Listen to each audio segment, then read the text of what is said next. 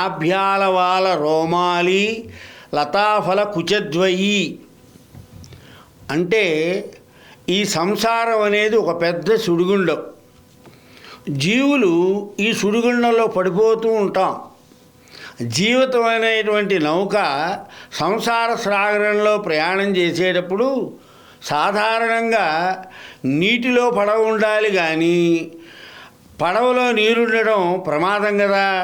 అట్లాగే ఈ సముద్ర జలం జీవిత నౌకలోకి రాకుండా ఉండాలి అంటే అమ్మవారి పాదాన్ని ఆశ్రయించాలి.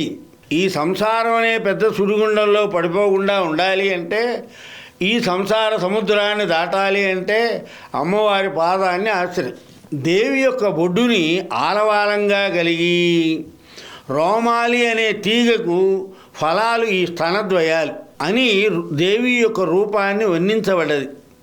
బొడ్డు యొక్క ఆధారంగా కలిగినటువంటి రోమాలు అంటే నూగారు అనే తీగ ఫలాలుగా స్తనద్వయాన్ని రూపవర్ణించింది అమ్మవారు. ఇక్కడ రోమాలి అనే పదానికి జీవ సముదాయం అని అర్థం. ఈ జీవులు సంసారం అనే సాగరంలో సుడిగుండంలో పడిపోకుండా ఉండాలి అంటే అమ్మవారు జ్ఞానక్షీరాన్నిచ్చి ఆ జీవులను ఉద్ధరింపగలదనే ఫలాల వంటి కుచద్వయం అమ్మవారి. మనందరం కూడా సంసార సాగరంలో పడి కొట్టుకోకుండా ఉండాలి అంటే అమ్మ జ్ఞానక్షీరాన్నిచ్చి మనని రక్షిస్తోంది. ఎవరైతే అమ్మను ఆశ్రయిస్తారో, అమ్మను ఆశ్రయించిన వారు ఎవరైనా సరే సంసార సముద్రంలో ఈ సుడిగుండంలో చిక్కుపడరు. భక్తులను ఉద్ధరించడానికి ధరించినటువంటి అమృత క్షీర స్తనాలుగా భక్తులు దేవి కుచద్వయాన్ని భావించాలి. ఇక్కడ నూగారు తీగ అని, ఫలాలను స్తనములని, రోమావళిని జీవ సముదాయమని అలంకార చమత్కారంగానే గ్రహించాలి మనందరం.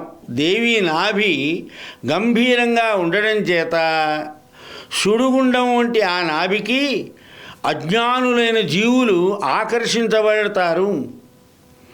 ఆధారం లేని తీగ పడిపోయే విధంగా పరమేశ్వర అనుగ్రహం లేని జీవుడు పతితుడవుతాడు.